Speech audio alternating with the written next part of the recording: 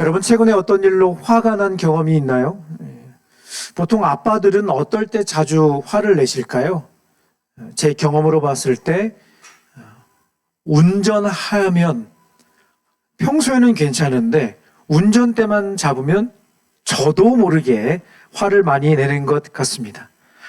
평소에는 할렐루야, 아멘, 고마워요, 뭐 이렇게 하는데 이상하게 운전석에만 앉으면 저도 모르게 가끔씩 내 안에 숨겨져 있는 또 다른 자아가 불쑥 튀어나오는 것을 경험합니다.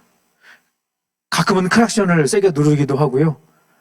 우리 친구들이 자주 사용하는 그런 표현도 저도 모르게 나올 때가 있습니다. 무슨 말일까 궁금하다 그렇죠.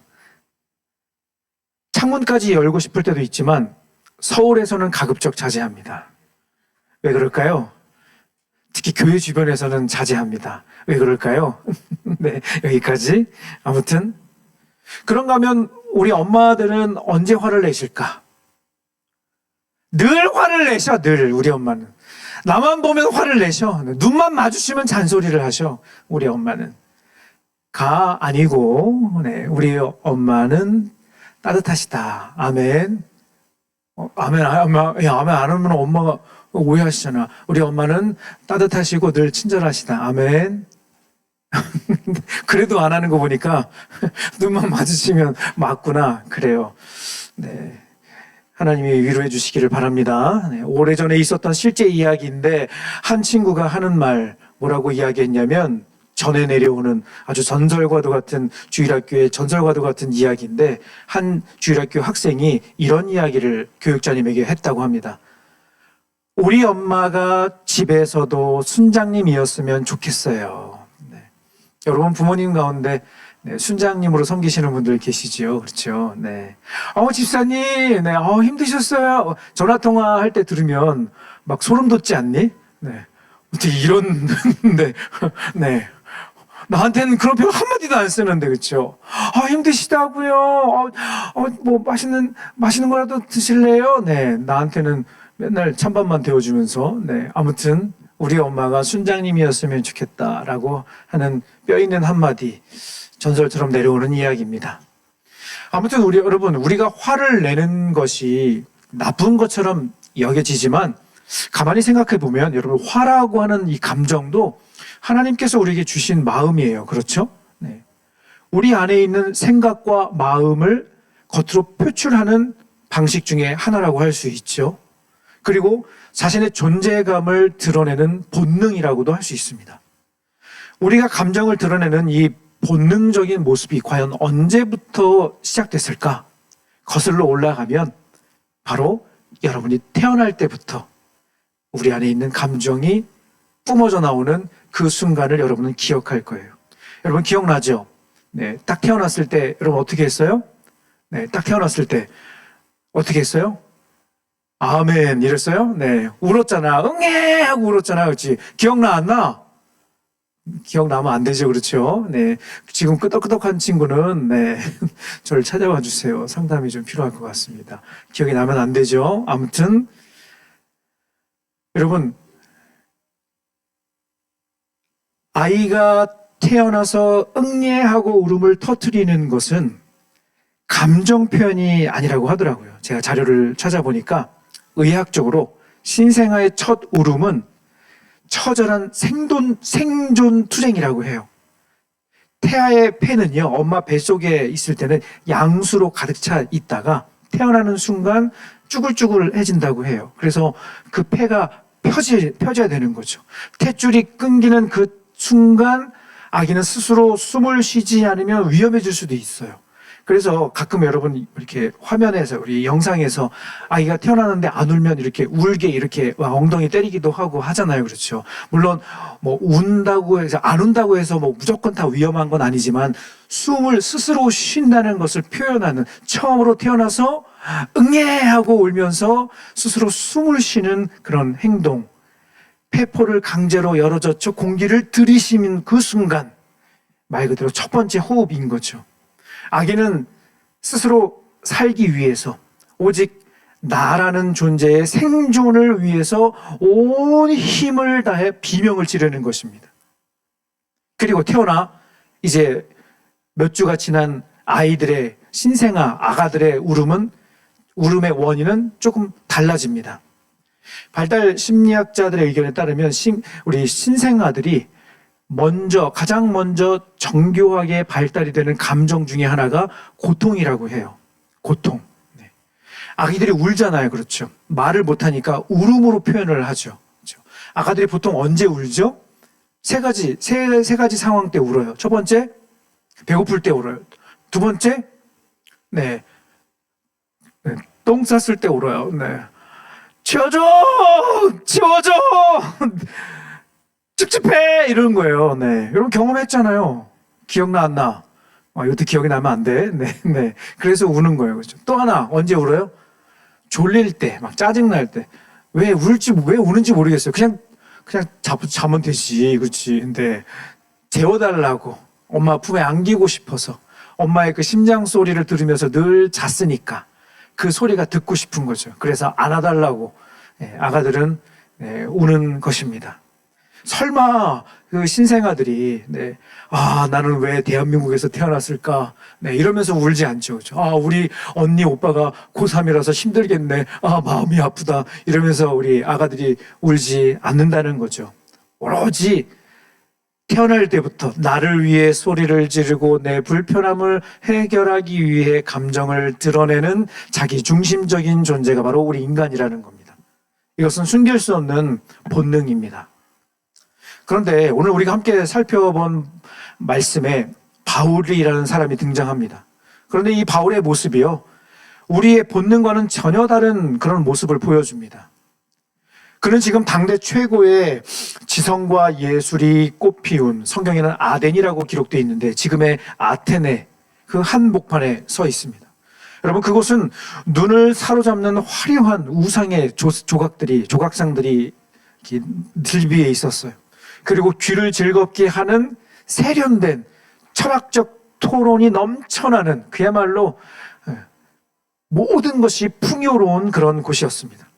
겉으로 볼 때는 아무것도 부족함이 없어 보이는 그 평화로운 풍경 속에서 바울은 지금 말로 다 할 수 없는 깊은 격분을, 화를 표출하고 있는 것입니다. 바울이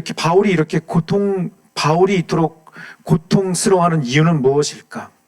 그것은 그가 복음을 전하다가 힘든 일을 겪었기 때문이 아니라, 누군가로부터 받은 상처 때문이 아니라, 그의 마음을 뜨겁게 달군 것은 본능적인 생존의 외침이나 인간의 본성을 뛰어넘는 전혀 차원이 다른 거룩한 분노였다는 겁니다. 여러분, 바울의 이 특별한 격분을 우리가 이해하기 위해서는 먼저 우리가 평소에 내는 이 화에 대해서, 분노에 대해서 잠깐 생각해 볼 필요가 있습니다.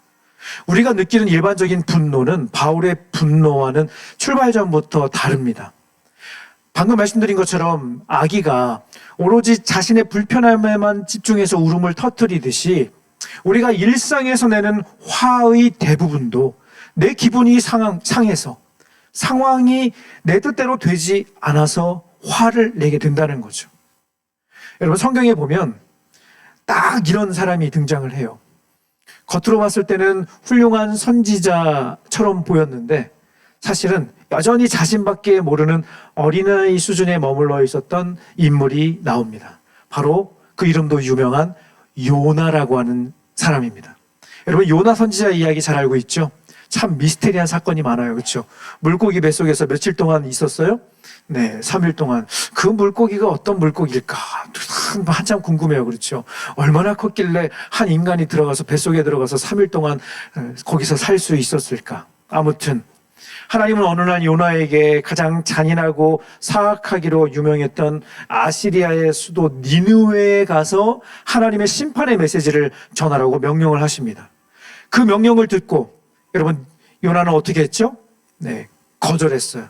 단호하게 반항했어요. 그리고 도망쳤어요. 어디로? 다시스로 도망쳤습니다. 왜 도망쳤죠? 겁이 나서 도망친 게 아니에요. 왜 그렇죠? 니느웨라고 하는 이 도시는 이스라엘과 철천지 원수지간이기 때문에 그래요. 이스라엘을 괴롭혔던 원수와 같은 나라가 바로 니느웨, 아시리아였기 때문에 그런 거였어요. 그렇기 때문에 요나의 생각은 단호했어요. 괜히 회개하라고 선포했다가 하나님께 돌아와서 용서, 선지자도 직감이라는 게 있잖아. 뭔 일이 일어날 것 같다. 이런 직감이라는 게 있잖아. 그치? 요나에게는 그 느낌이 있었나 봐. 잘못 회개하라고 선포했다가 이 원수 같은 그냥 때려 죽여도 시원치 않은 그 니느웨 백성들이 혹시나 회개하고 돌아와서 하나님께 용서받다 그러면 얼마나 마음이 억울해. 그치? 나는 당했는데, 나는 피해자인데 가해자가 하나님께 용서받았다 그러면 얼마나 억울한 상황이냐는 말인 거죠. 그렇죠? 요나는 그 생각이 있었던 것 같아요. 끝까지 거부하죠. 그러다가 결국 요나는 바다에 던져지고 방금 말씀드린 대로 물고기 뱃속에서 3일을 지나게 됩니다. 그리고 물고기가 그를 토해내죠. 하고 네, 참 희한해요. 그렇죠? 재밌어요. 그렇죠? 성경을 읽을 때 여러분 그 상황을, 이게 실제 있었던 일이잖아. 그렇지? 그렇죠? 아멘. 네, 설마 성경의 이야기를 신화로 생각하는 친구들 없죠. 그렇죠? 실제로 있었던 일이잖아.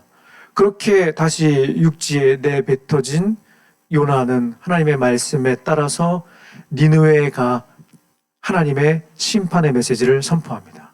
그런데 성경에 보면요, 이 요나가 심판의 메시지를 선포하는데 대충 조금 이렇게 좀 과장을 조금 해서 요나가 이렇게 했어요. 회개하세요. 큰일 나요. 조심해야 돼요, 여러분. 또 큰일 나. 들려, 안 들려? 안 들려. 들리면 안 들려. 회개하면 안 돼. 큰일 난다니까. 그런데 웬일인걸. 그냥 하루 대충 그냥 이렇게 다니면서 하나님의 말씀을 전했는데 세상에 성경에 보니까 동물부터 왕까지 베옷을 입고 눈물로 회개하기 시작한 거예요. 놀라운 일이 벌어졌어요.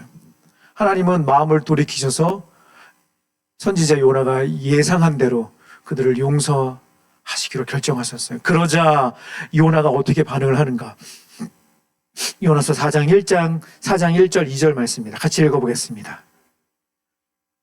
시작. 여호와께 기도하여 이르되 여호와여 내가 고국에 있을 때에 이러하겠다고 말씀하지 아니하였나이까. 여러분 이 말씀을 읽으면서 무슨 생각이 드나요? 네. 요나가 매우 싫어하고 성내며 여호와께 기도하여 이르되, 여러분 하나님께 화를 내고 있어요. 누구한테 화를 내고 있다고? 하나님께. 세상에. 여러분 하나님께 화내 본 적 있어요? 네, 하나님께 화내 본 적이 있어요? 마치 사춘기 청소년이 엄마에게 짜증을 부리듯이 뭐예요 이게? 진짜 어이가 없네. 하나님을 향해서 오늘 좀 뭔가 좀 이렇게 목사님 되게 집중을 많이 하고 계시네요. 네. 내용을 보니까 너무 어이가 없어. 딱 봐도. 하나님께 화를 내고 있는데 그의 분노를 표출하고 있는데 어이가 없어. 옆에서 봤을 때는 어이가 없어. 회개하고 돌아왔으면 와, 이야 대단하다 이래야 되는데 하나님의 말씀을 전하는 선지자 요나라는 사람이 회개하고 돌아온 니느웨 백성들의 그 모습을 보고 오히려 하나님께 분노하고 있다는 겁니다. 왜 화가 났죠? 정의를 위해서 그랬나요? 아니죠. 요나의 분노의 원인은 철저하게 자기였습니다. 원수였던 그 나라가 용서받는 것이 내 기분에 안 맞은 것이죠. 그리고 심판이, 원래 예정되었던 그 심판이 취소되면서 선지자의 체면이 구겨지게 된 것이죠. 이것이 바로 신생아의 울음과 똑같은 자기 중심적 분노의 실체라고 할 수 있습니다. 주어가 오직 나예요, 나. 내 기분이 나쁘고 내 계획이 틀어지고 내 자존심이 상하면 나는 참지 못하는 거죠.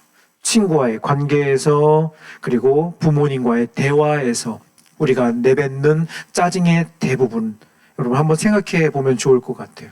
거기에는 하나님이 없어요. 다른 사람을 향한 진심 어린 걱정이 없습니다. 사실은 나를 지키고 싶은 것이고 내 마음대로 하고 싶은 이기적인 욕구가 그대로 담겨져 있다는 사실이죠. 여러분, 몸은 어른이지만 영적으로는 여전히 배고프면 울고 내 몸이 조금 불편하면 그 감정을 그대로 표출하는 마치 영적 신생아와 같은 그런 수준에 우리가 머물러 있지는 않은지 한번 돌아보았으면 좋겠습니다.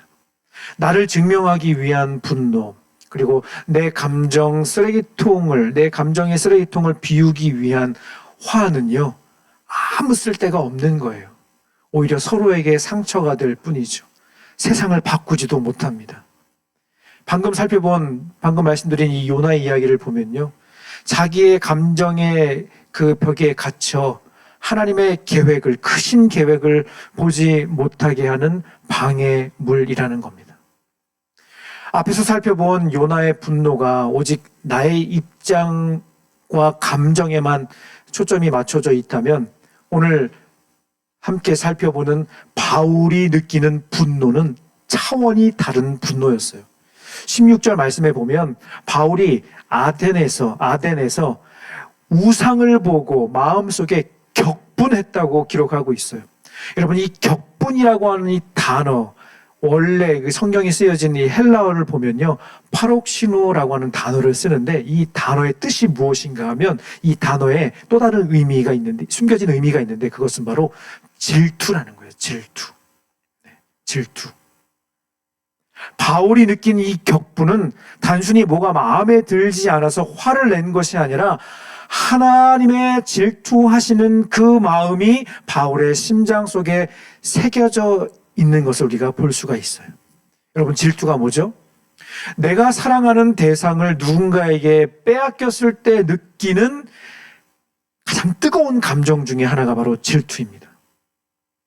여러분 가운데 첫째 있죠. 첫째 누나, 형, 첫째 언니. 손 한번 들어볼까? 첫째. 제 동생이 있습니다.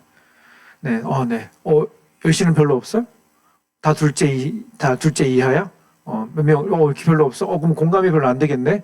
공감이 안 되더라도 해야지, 준비했으니까. 첫째들이 어렸을 때 느꼈던 감정이었을 거예요. 여러분이 태어나서 혼자였을 때는 부모님의 사랑을 모두 받아 독차지했었죠. 그런데 어느 날 아침에 눈을 뜨니 나랑 비슷하게 생긴 한 인간이 옆에서 그 엄마의 사랑을 모두 다 받고 있네? 예전에는 나만 먹었는데 엄마가 자꾸 나한테 뭐라고 하냐면, 동생하고 나눠 먹어야지. 또 하루는 동생 먼저 줘야지 이러는 거야. 짜증나 안 나? 짜증나, 화가 나. 나만 사랑받았는데, 나만 먹었는데 자꾸만 내 것도 부족한데 동생한테 주래. 동생 먼저 주래. 그러면 화가 나. 그렇죠. 한두 번도 아니고 잔소리처럼 계속 그러시면 사건은 그때부터 시작이 됩니다. 저도 저희 집에 둘째가 태어났을 때 직접 목격했습니다. 무엇을? 그렇게 착했던 첫째가 둘째를 인정사정 없이 한 방 날리는 모습을, 아빠가 옆에서 이렇게 보고 있을 때는요, 너무 잘해요. 아유, 예쁘다. 그러면서 막 쓰다듬어 주는 거야. 그래서, 우리 첫째 예진이가 동생을 좋아하는구나. 처음에는 오해했어요. 아빠가 옆에 있을 때는 이렇게 얼굴을 막 쓰다듬어 주면서, 아이고, 예쁘다. 아이고, 예쁘다. 막 그러는 거예요. 그런데 잠깐 뒤를 돌아섰는데, 아이고, 예쁘다 하는 소리와 함께, 푹! 네. 울음소리가 들리며 뒤를 돌아봤더니 사건의 현장. 하였던 동생의 얼굴이 빨개졌어요. 가운데 중심으로. 가운데 중심으로. 왜 빨개졌을까? 이렇게. 경험이 있어, 없어? 생각나지? 이제 생각나지? 문득 생각나지, 그치? 집에 가거들랑 동생한테 미안하다고 얘기해. 지금이라도 늦지 않았으니. 동생은 기억하고 있다? 누나한테 맞은 거? 형한테 얻어맞은 거 기억하고 있다? 아무튼. 방금 이야기가 너무 오래전 일이라서 여러분 기억이 안 난다면 최근의 일을 한번 예를 들어볼까? 여러분이 마음에 두고 있는 그 꿈에도 가끔 나타나는 그 친구 있잖아요, 그렇죠? 네. 교회 오빠도 있고 뭐 예쁜 동생도 있고 그렇죠. 네. 정보에 의하면 아직 그 오빠가 여친이 없어서 그런데 최근에 자꾸 한 여학생이 그 오빠 옆을 자꾸 왔다 갔다 해. 그리고 대화하는 모습도 보여. 결정적으로 그 오빠가 그 자매를 볼 때마다 이렇게 막 해맑게 막 웃는 모습을 옆에서 보는 거야. 나는 저 오빠를 되게 좋아하는데 막 꿈에도 막 생각나는데 여러분 그때 여러분 마음이 어때? 마음이 어때? 네, 우리 열시예배 친구들은 지금 표정이 나는 예수님만 사랑해요 이렇게 써 있는 것 같으네.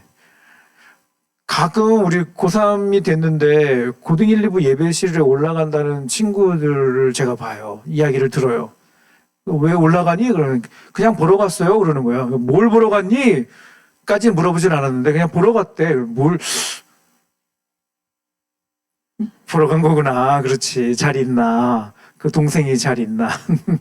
네. 아무튼 여러분 바울이요. 아테네의 그 화려한 우상의 조각을 보면서 마땅히 하나님의 사랑을 받아야 할 사람들이 생명이 없는 죽어있는 우상에게 마음이 빼앗긴 것을 보면서 가슴이 찢어질 듯한 하나님의 질투의 마음을 느꼈던 거예요.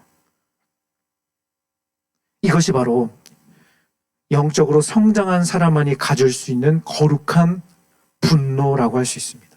주어가 내가 아니에요. 내 기분이 나빠서가 아니라 내가 사랑하는 사람이 하나님이 거절당하고 내가 사랑하는 친구들이 가짜 복음에 속고 있다는 것을 견딜 수 없어 하는 마음. 여러분 성경에는 이 질투하시는 하나님의 마음을 품고 있었던 또 한 사람의 이야기가 있습니다. 바로 우리가 잘 알고 있는 다윗이요, 다윗. 여러분 거인 골리앗이 이스라엘 군대를 향해 하나님의 이름을 모욕하면서 나오죠.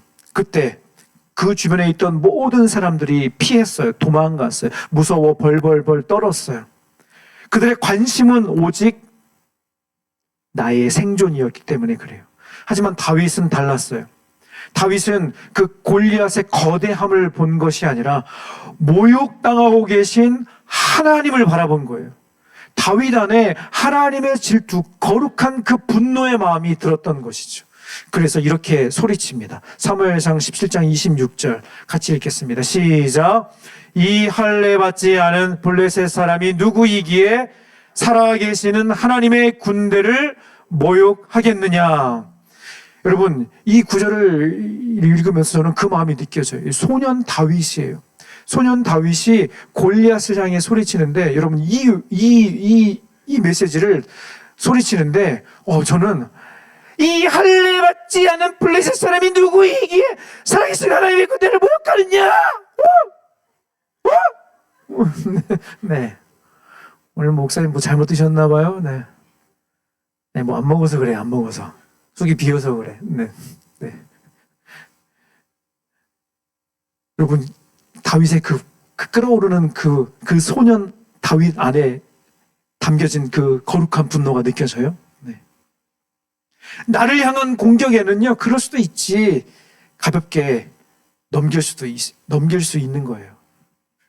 하나님의 거룩한 분노를 가진 사람에게는. 여러분, 가끔 누가 조금만 건드리면 이렇게 막 발작하듯이 반응하는 사람들, 여기는 없어요. 여기는 없는데, 가끔 저기 이렇게 교회 안 다니거나 아니면 다른 교회 다니는 애들 중에 있잖아요. 그치? 우리 집에도 있기도 하고, 그치? 네. 조금만 뭐라 그러면, 왜 그래? 자꾸, 그러지 마! 이런 사람 있잖아요. 그치? 그런 사람 불쌍히 여겨야 돼.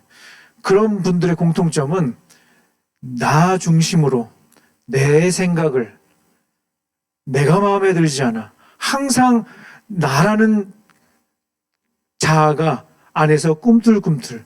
여러분, 우리의 본성은요, 죄인이기 때문에 찌르면 더러운 것밖에 나올 수가 없는 거예요. 우리의 본성이 그러하기 때문에. 아무튼, 여러분, 우리 안에 거룩한 분노가 있으면 평소 이렇게 일어나는 이렇게 일들은 뭐 그럴 수도 있지라고 넘길 수 있다는 거예요. 누군가 쿡 찌르면 뭐 그 사람을 무시하는 차원이 아니라 뭐 뭔가 불편하구나 이렇게 이해할 수 있는 마음이 생긴다는 거예요. 거룩한 또 다른 차원의 분노를 가진 사람은 쓸데없이 다른 데 감정 소비를 하지 않는 거예요. 안 그래도 마음이 답답한 게 너무나 많은데, 안 그래도 이 세상 돌아가는 거 보면 막 마음속에 거룩한 우라가 막 치밀어 오르는데, 여러분 별로 세상 돌아가는데 관심이 없나 봐요. 그렇죠? 네. 오로지 성경만 보고 막, 네, 공부만 하고 막, 네. 그렇죠. 그런데 여러분 뉴스를 보면요, 이렇게 유튜브나 이렇게 SNS에 보면 진짜 세상이 말도 안 되게 돌아가는 일들이 너무나 많이 있어요. 여러분 말씀을 정리할게요. 오늘 우리는 바울의 이 격분을 통해서 우리의 감정이 어디를 향해야 하는지 잠깐 생각해 보았습니다. 여러분, 나라고 하는 이 작은 세계에 갇혀서 일희일비하지 말고 하나님의 거룩한 분노의 마음을 가지고 세상을 바라볼 수 있는 우리가 되었으면 좋겠습니다. 특별히 여러분, 우리가 매일 이렇게 숨쉬듯 접하는 SNS, 세상 문화, 특별히 여러분도 아마 알고 있고 또 주변에 또 관심 있게 이야기를 들어서 알겠지만 아직까지도 해결되지 않은 아주 위태위태한 상황 중에 이슈 중에 하나가 무엇인가 하면 차별금지법이에요. 네. 오늘은 뭐 이렇게 깊게 다루지는 않겠지만 겉으로 볼 땐 차별금지법 굉장히 좋은 것처럼 보이잖아요. 그렇죠. 그런데 그 안에는 온갖 독소 조항과 하나님의 창조의 질서를 거스르는 하나님의 원리를, 하나님의 섭리를 역행하는 수많은 악한 것들이 그 안에 담겨져 있다는 거예요. 그런데 세상은 그럴싸한 모습으로 우리에게 우리의 마음을 빼앗으려고 한다는 거죠. 여러분, 그런 것들을 바라보면서 여러분 마음속에 거룩한 분노가 일어야 되는 거예요. 여러분 마음 가운데 하나님의 창조 원리에 대한, 여러분 하나님 말씀 알잖아요. 그렇죠? 하나님 사랑하잖아요. 아멘. 그렇다면 이 세상에 돌아가는 이 수많은 잘못된 것들, 여러분 그 인스타만 켜도 막 피드에 올라오는 뭐 이런 걸, 네, 어느샌가 모르게 예전에는 뭐 이런 게가 있어 이렇게 넘겼는데 어느샌가 나도 모르게 이렇게 스며들어서 뭐 이렇게 보고 있는 거, 그런 여러분을 발견하지 않니? 이런 지저분한 걸, 이런 저질스러운, 네, 예전에는 그랬는데 나도 모르게 자꾸 스며드는, 여러분 그런 거에 대해서 과감하게 하나님이 주시는 거룩한 분노를 가지고 스마트폰을 부셔버려야 돼. 다시는 내 눈앞에 띄지 않게. 어떡하지? 근데 스마트폰 없으면 못 사는데. 아무튼 차단해야 돼. 그리고 여러분 마음 가운데 하나님, 너무나 우리의 마음을 흔들어 놓는 악한 것들이 많이 있습니다. 하나님 지켜주십시오. 이 대한민국을 보호해 주십시오. 하나님이 사랑하는 대한민국, 이 나라, 이 민족 되게 하여 주시옵소서. 아까 여러분 찬양했잖아요. 그렇죠? 아버지여 고쳐 주소서. 이 나라 주의 것 되게 하소서. 여러분, 우리가 이렇게 편하게 신앙생활을 할 수 있는 것은요, 우리 신앙의 선배들이 목숨 바쳐 성령의 진리를 수호하고 하나님의 절대 진리 앞에 무릎 꿇었기 때문에 하나님, 우리가 이렇게 자유롭게 예배하고 하나님을 예배할, 하나님 기쁨으로 찾을 수 있다는 거예요. 얼마나 감사해요. 그렇죠? 네. 여러분, 이제는 나의 기분이나 편의만 따지던 미성숙한 모습에서 벗어나서 하나님의 나라와 진리를 위해 거룩한 열정을 품는 저와 여러분 되기를 간절히 소망합니다. 우리가 하나님의 마음을 품고 이 땅을 위해 여러분 기도할 때, 뭐 대단한 거 아니어도 괜찮아요. 여러분의 눈에 띄는 어떤 하나님의 질서를, 창조 질서를 거스른다고 생각하는 그 모든 것들, 그 모든 것들을 여러분이 바라보며 가슴 아파하고 그것을 위해서 기도할 수 있는 여러분이 되었으면 좋겠습니다. 우리를 통해 무너진 하나님의 창조 질서가 회복이 되고 하나님의 영광이 이 땅 가운데 다시 드러나게 되는 은혜가 있기를 간절히 소망합니다. 네, 아멘, 아멘. 다 같이 자리에서 일어나 우리 함께 찬양하고 기도하도록 하겠습니다.